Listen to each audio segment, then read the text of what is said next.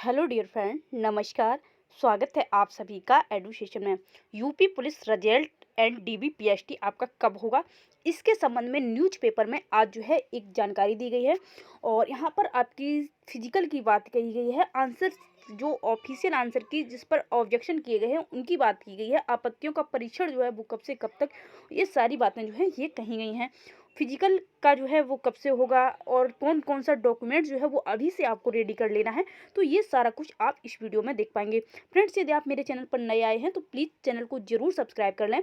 Video पसंद आए तो वीडियो को लाइक जरूर करें और अपने दोस्तों तक जरूर इसको शेयर करें। फ्रेंड्स, चलते हैं, शुरुआत करते हैं अपने वीडियो की। और यहाँ पर आप देख सकते हैं, अभ्यर्थियों की आपत्तियों का परीक्षण जो है शुरू, जल्द जारी होगी कट ऑफ लिस्ट।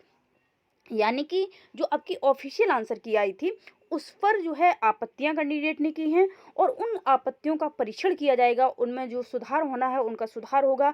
और यदि जो है ये आपत्तियां सही पाई जाती हैं तो कैंडिडेट को इस पर जो है नंबर दिया जाएगा।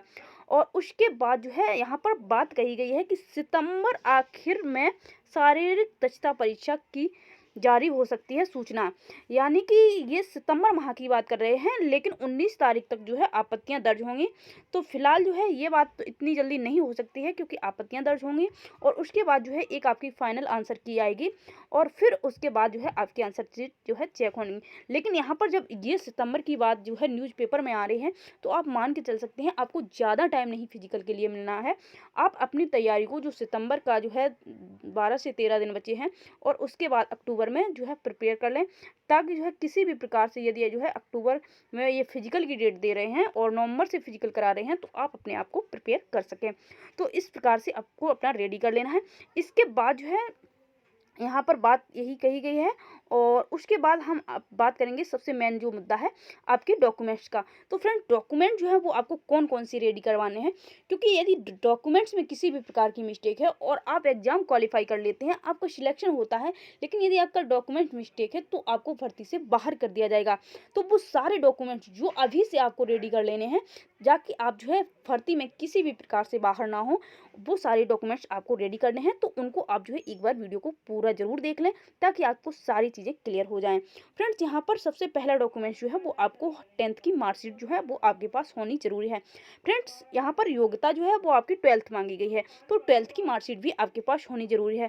फ्रेंड्स, मार्कशीट के साथ साथ आप सभी को पता है कि मार्कशीट के साथ साथ एक जो है सर्टिफिकेट और मिलता है, जिसे आप जो है सनद भी कहते हैं, सनद भी बोला जाता है। तो कुछ लोगों की साथ में आती है, जैसे 10th की मार्कशीट और सनद जो है साथ में होता है, 12th की मार्कशीट और सनद जो है वो साथ में होता है। लेकिन कुछ जो पहले के कैंडिडेट हैं और जो उनको छूट मिल गई है आयु सीमा में, जिसके कारण वो भर्ती में शामिल हो सके हैं, तो उनकी मार्कशीट सनद अलग अलग होगी। तो उन लोगों को दोनों जो है वो रेडी रखनी है। इसके साथ साथ फ्रेंड्स, आधार कार्ड आपके पास होना जरूरी है। ये डॉक्यूमेंट्स आपके पास होने जरूरी हैं। इसके बाद और भी डॉक्यूमेंट्स हैं, उन पर भी चर्चा करेंगे। लेकिन इसके पहले आपको एक बात समझ लेनी है कि यदि आपके आधार कार्ड में जो नाम है वही आपकी 10th की और 12th की मार्कशीट में सेम होना जरूरी है। यदि किसी भी प्रकार की स्पेलिंग का मिस्टेक है या कोई अदर मिस्टेक है, तो उसमें, या मदर फादर नेम में मिस्टेक है, तो आप अभी सुधार करवा लें, क्योंकि आगे आपको टाइम नहीं मिलने वाला है। तो फ्रेंड्स, आप अभी से इन चीज़ों को क्लियर कर लें। इसके बाद जो है बात करेंगे हम पैन कार्ड की। पैन कार्ड होना बहुत ज़रूरी है। यदि आपके पास पैन कार्ड नहीं है तो आपकी ज्वाइनिंग के बाद आपकी सैलरी भी नहीं आएगी। तो जिन भी भाई बहन के पास पैन कार्ड नहीं है, तो आप अपना बनवा लें पैन कार्ड, और वो आपको जो है आधार कार्ड का जो भी आपका नाम है वही आपका पैन कार्ड में भी होना चाहिए, आपकी इन चीज़ों में मिस्टेक ना हो। और फ्रेंड्स, जिन लड़कियां जो गर्ल्स होती हैं उनके नाम के आगे कुमारी लगा होता है। किसी बहन के नाम की 10th की मार्कशीट में कुंवारी लिखा है KM, और 12th की मार्कशीट में नहीं आया है नाम के आगे, जैसे यहाँ पे आपका कोई नाम है और आगे KM लिख के आता है, कुमारी लिख के आता है।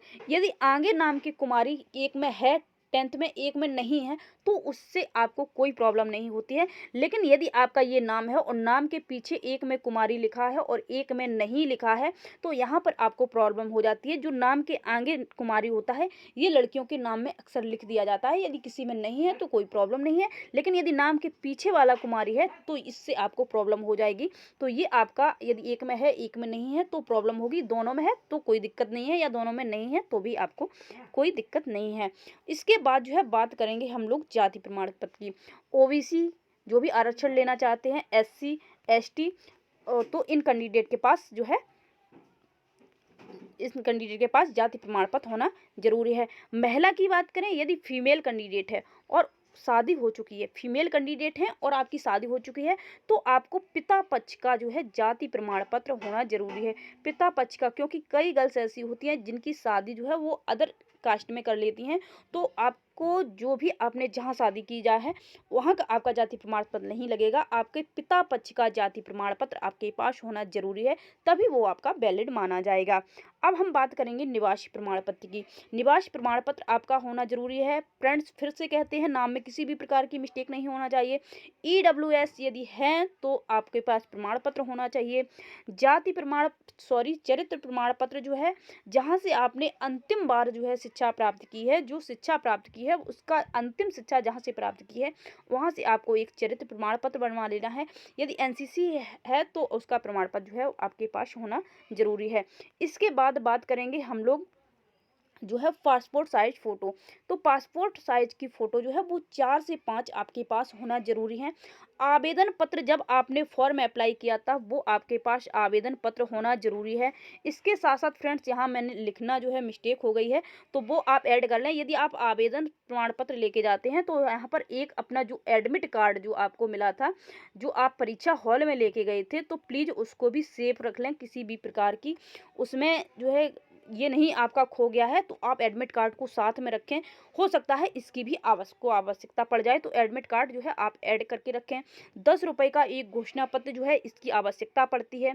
अब इसके बाद बात करेंगे, हमको इनकी सभी की 3-3 प्रतियां जो हैं वो आपके पास हों जब आपका DBPST होगा, जिसको स्वप्रमाणित वहाँ पर आपसे करवा लिया जाता है। इसके साथ साथ ये सभी आपको ओरिजिनल फॉर्म में भी लेके जाना है। 3-3 प्रतियां आपको लेके जानी हैं और जो स्वप्रमाणित आपको वहीं पर कर लें जाके, और सभी का आपके पास ओरिजिनल डॉक्यूमेंट्स होना ज़रूरी है। बाद में ये नहीं कि मेरे पास है नहीं, तो ये सारी चीज़ें नहीं चलती हैं। तो प्लीज़ आप अभी से अपना ये सब कुछ रेडी कर लें। यदि आपको लगता है कि आप कट ऑफ के पास हैं, आपका हो सकता है, तो फ्रेंड्स उम्मीद करते हैं सारी चीज़ें आपकी क्लियर हो गई होंगी। फिर भी किसी भी प्रकार का डाउट रह जाता है तो कमेंट बॉक्स में जाके हमसे कमेंट कर सकते हैं। आपकी कमेंट का आपको रिप्लाई दिया जाएगा। फ्रेंड्स, वीडियो पसंद आई हो तो लाइक, सब्सक्राइब, शेयर भी कर दीजिए। वीडियो को फुल वॉच करने के लिए बहुत बहुत धन्यवाद।